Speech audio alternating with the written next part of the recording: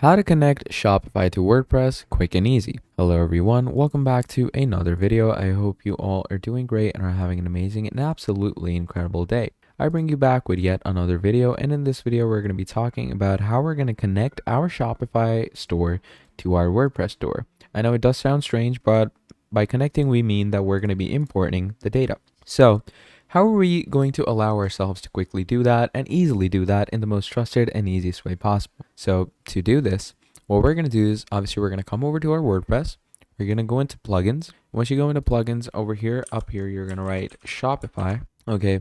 Once you write Shopify, you get a lot of things. So you get Shopify importer, you get WP Shopify, and a whole lot of other things.